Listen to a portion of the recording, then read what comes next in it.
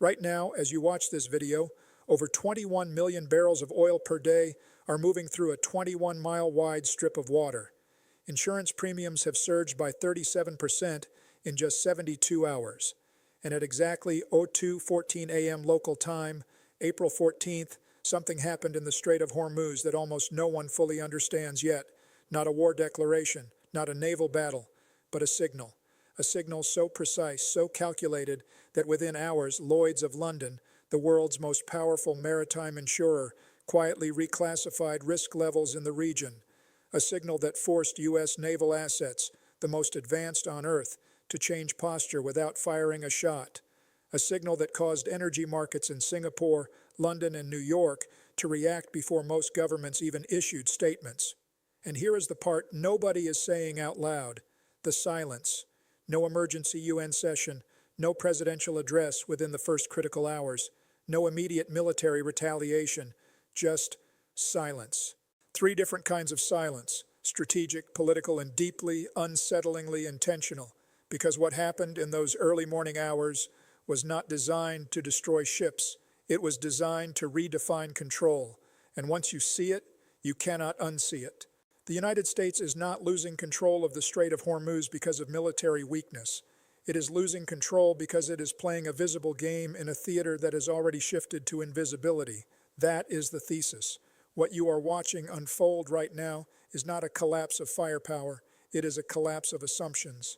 The assumption that carrier strike groups guarantee dominance. The assumption that deterrence works the same way it did 20 years ago. The assumption that control of the sea means control of the outcome. All of those assumptions are now under direct pressure.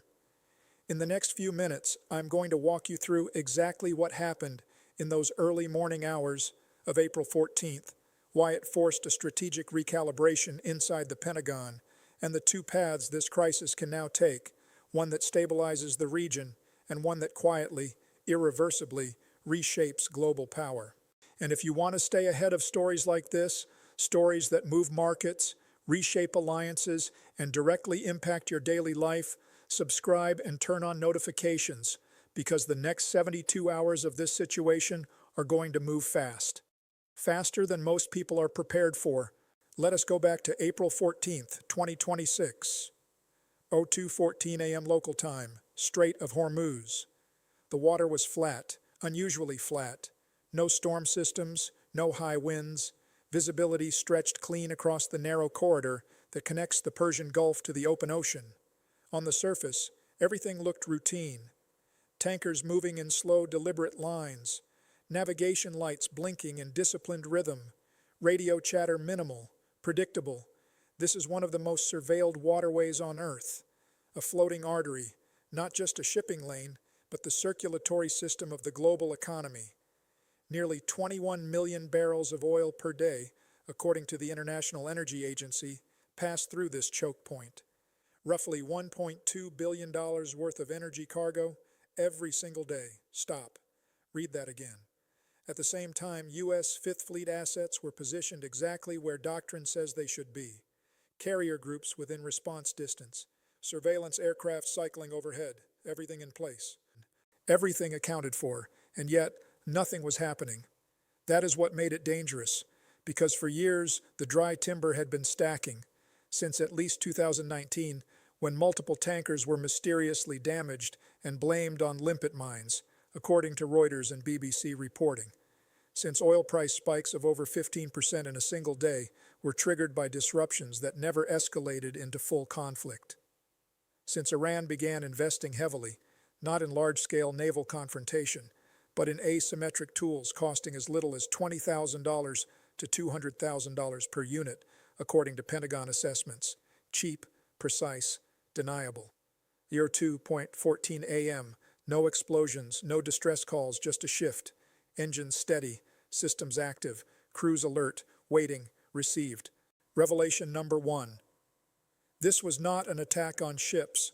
It was an attack on freedom of movement, and it worked. Within minutes of that 02:14 a.m. signal, multiple commercial vessels, at least 17 confirmed by Reuters and Lloyd's List intelligence briefings, began altering course simultaneously, not because they were hit, not because they were ordered to, but because something entered their operational picture that made continuing forward unacceptable. Now look at the scale. According to U.S. Naval Institute reporting and corroborated by CNN Pentagon correspondents, the United States had positioned assets in the region valued at over $18 billion, including one Nimitz-class aircraft carrier, each costing approximately $13 billion, accompanied by guided missile destroyers valued at $1.8 billion each. And yet, none of them engaged. Dollar for dollar, this is the part that matters.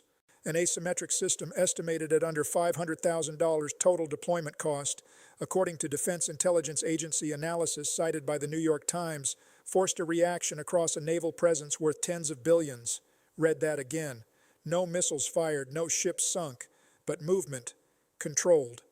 According to Rear Admiral James Caldwell, former U.S. naval strategist interviewed by BBC World Service, control in modern maritime conflict is no longer about destruction. It is about denial. His words, not mine. And here is the credential shield. Caldwell was not an outsider critic.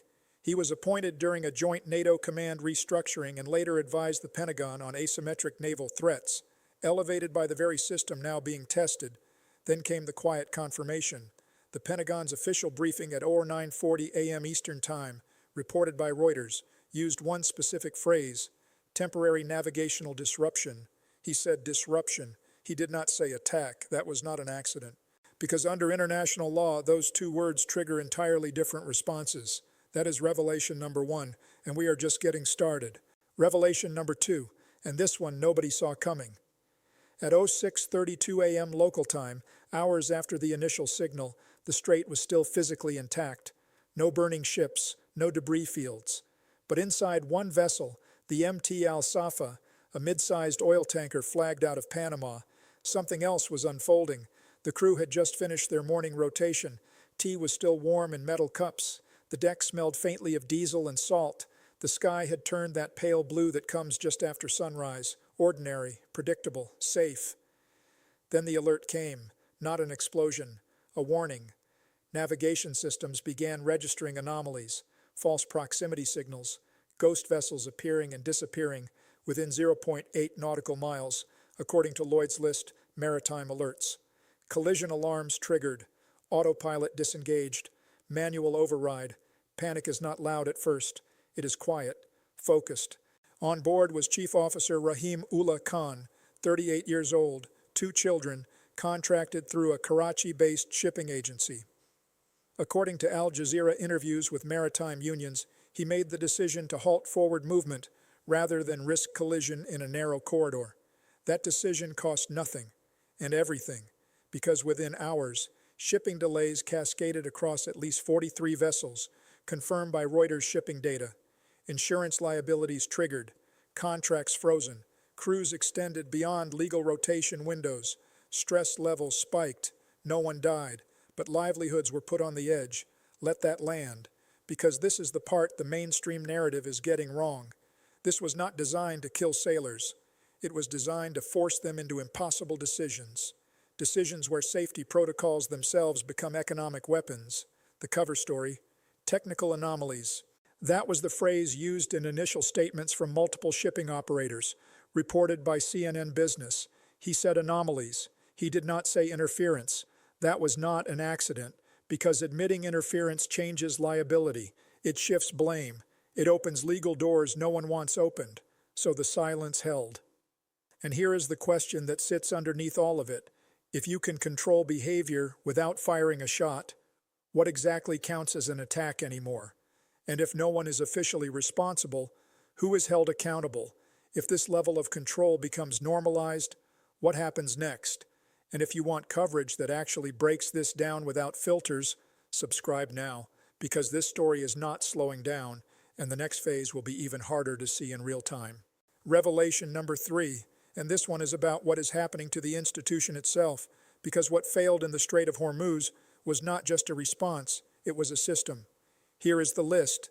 Delayed Pentagon briefing, 7 hours after first incident, conflicting statements between U.S. Central Command and State Department, no unified NATO response within the first 24 hours, insurance markets reacting faster than military command structures, commercial shipping rerouting before official advisories were issued, energy traders in Singapore, pricing risk before Washington acknowledged disruption, cybersecurity warnings from private firms ignored for months, according to New York Times reporting congressional oversight hearings scheduled. After the fact, no commentary, just sequence. Now add timing. On April 13th, less than 24 hours before the incident, a senior defense official was speaking at a policy forum in Washington about maintaining unquestioned maritime superiority. That is not a punchline. That is a documented fact reported by CNN and Reuters event transcripts. And then, 02:14 a.m., something shifts, and the system hesitates. Say that again. The system did not lack firepower. It lacked alignment, because Revelation 1 showed you the physical layer, movement controlled without destruction. Revelation 2 showed you the human layer, decisions weaponized without violence. This is the root cause. Fragmentation. Military doctrine built for visible threats. Political leadership calibrated for public narratives. Economic systems reacting in real time. 3 different clocks, 3 different realities. And they did not sync. That is not how you win wars. That is how you lose them. Because while institutions debated language, disruption versus interference, the outcome had already been decided in the only place that mattered: behavior. Ships slowed, routes changed, risk recalculated, control transferred. These were not disloyal actors. They were loyal to the system, and that is the thing that got them outpaced. Now let us talk about the strategic logic Iran is applying, because without this, everything you just saw looks like chaos. It is not chaos. It is design. Iran is not trying to defeat the United States Navy in open battle. That would be impossible. Instead, it is applying a strategy as old as Thermopylae and as modern as cyber warfare. Control the choke point, not the battlefield. You do not need to sink the fleet. You just need to make the passage uncertain. This is the logic of denial. Each small disruption, each false signal, each navigational anomaly makes the situation slightly worse for commercial operators. And each hesitation from those operators makes it easier for the next disruption to have an even bigger effect. That is compound collapse theory, not dramatic, incremental, layered, and the global response reveals everything. China issued a carefully worded statement calling for stability, but did not condemn the disruption, according to Reuters. Russia remained almost entirely silent. No emergency posture, no escalation rhetoric, reported by BBC Monitoring. European Union officials, speaking through AFP and Al Jazeera, focused primarily on energy price volatility, not military response. And then there is the silence. No immediate joint naval task force expansion. No emergency sanctions package within the first critical window. No unified Western doctrine update. Their silence is the most eloquent statement possible, because it signals uncertainty. And uncertainty, in a choke point like Hormuz, is power. Like U-boat warfare in World War II, the goal is not total destruction. It is sustained pressure, enough to force the opponent into defensive posture, enough to raise costs, enough to shift behavior over time. And it is working. The actors who might stabilize this quickly have stepped back into deliberation, and the entity that can quietly tighten the pressure sits exactly where it was, undisturbed, watching. Now let us talk about what this means for you personally, because this is where the story stops being about militaries and governments and starts being about ordinary people. Every disruption in the Strait of Hormuz moves through your life in 3 ways. First, fuel. According to Goldman Sachs commodity projections cited by Reuters, even a 5% sustained disruption in Hormuz traffic can push global oil prices up by $8 to $12 per barrel within days. That translates into immediate increases at the pump, petrol prices rising by PKR 15 to 25 per liter in import-dependent economies. That is not a forecast. That is already in your wallet. Second, food. Higher fuel costs increase transportation prices. That affects wheat, rice, cooking oil. According to World Bank logistics data, shipping cost spikes of just 10% can translate into 3 to 5% increases in retail food prices within weeks. Check your grocery receipt. Third, electricity and jobs. Countries reliant on imported energy across South Asia, Europe, and parts of Africa face rising generation costs. Utilities pass that on. Factories slow production. Hiring freezes follow. According to International Monetary Fund risk assessments, prolonged instability in Hormuz can shave 0.3% to 0.5% off GDP growth in vulnerable economies. And here is the unexpected connection. AI data centers, massive server farms running everything from cloud services to artificial intelligence, consume enormous energy.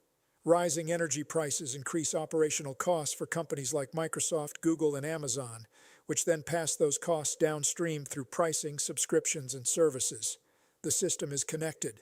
The skyscraper in Dubai, the factory in Lahore, the data center in Virginia, they are not insulated from this chaos. They are downstream from it.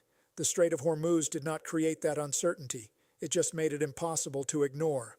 There is a genuine counter-argument that requires honest acknowledgement. Presenting only one side is the kind of analysis we criticize in other outlets, and this channel is not going to do that. The argument is simple. The United States still maintains overwhelming military superiority in the region. According to Pentagon Force Posture data reported by CNN, the U.S. Navy operates 11 aircraft carriers globally, unmatched by any other country. Its surveillance, cyber capabilities, and rapid strike options remain the most advanced on Earth. Fair point. We report it. But here is what seasoned naval analysts understand that surface-level assessments apparently do not. Superiority in firepower does not equal control in behavior. Yes, the U.S. can reopen the strait by force if necessary. Yes, it can escalate, strike, and dominate a conventional engagement. But that is not the metric that matters here. The question is not whether the U.S. can win a war. The question is whether it can prevent a disruption without starting one.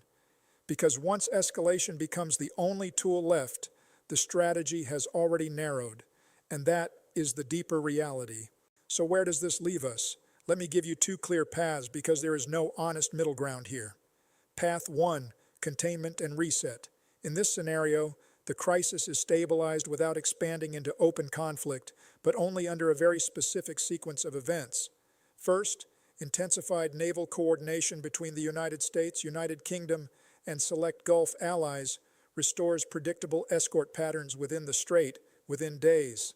Second, back-channel diplomacy through intermediaries, likely Oman or Switzerland, establishes informal communication lines to prevent miscalculation. Third, maritime insurers and energy traders recalibrate risk models, reducing panic-driven volatility. Fourth, a limited de-escalation agreement emerges that does not resolve tensions, but freezes operational ambiguity. If all four happen in sequence, shipping stabilizes, oil prices normalize within a narrow band, and both sides claim restraint. But here is the condition that makes this difficult. It requires both sides to tolerate ambiguity without trying to win the narrative. That rarely holds for long. This path is possible, but fragile. Path 2. Control warfare. Expansion. This is not a collapse in the Hollywood sense. There are no explosions, no dramatic headlines. This is something slower, not dramatically, not all at once, but steadily, irreversibly, like water eroding stone. Each disruption leads to more rerouting. Each rerouting increases insurance premiums. Each premium increase forces more avoidance behavior.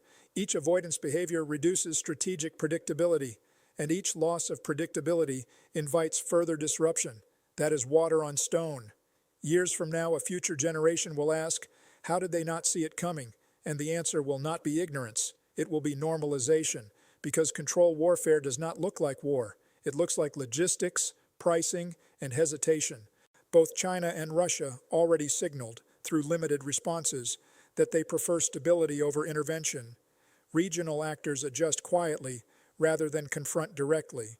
And once adjustment replaces resistance, the system begins to tilt. I think we are closer to path 2 than the headlines suggest. But I also thought that 2 weeks before the last escalation cycle in this region, and then one single incident changed everything. Here is what I keep coming back to. The Strait of Hormuz is not just a line on a map. It is a pressure valve, a narrow stretch of water where the entire global energy system becomes visible for a brief moment before it disappears into markets, contracts, and supply chains again.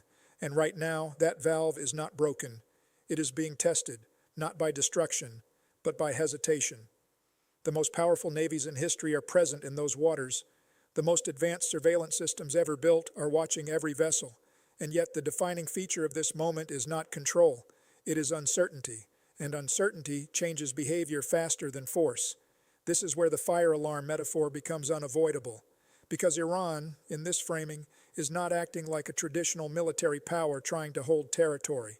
It is acting like a signal system inside a burning structure, triggering responses not to conquer the building, but to reveal where the exits no longer function as expected.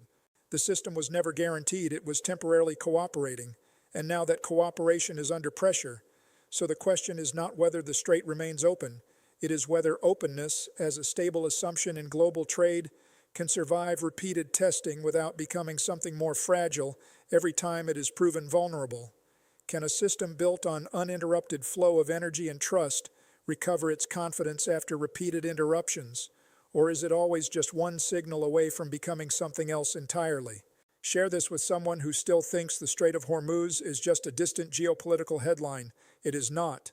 It is a live stress test of the system that sets fuel prices, shipping costs, and inflation across entire economies. It is a case study in how modern power is exercised without formal declarations. Because what happened here is not just about Iran or the United States, it is about how global systems behave when certainty disappears.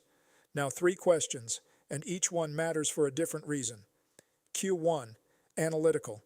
If control in the strait is now defined by behavior rather than destruction, what does that imply about the effectiveness of traditional naval deterrence models in modern chokepoints?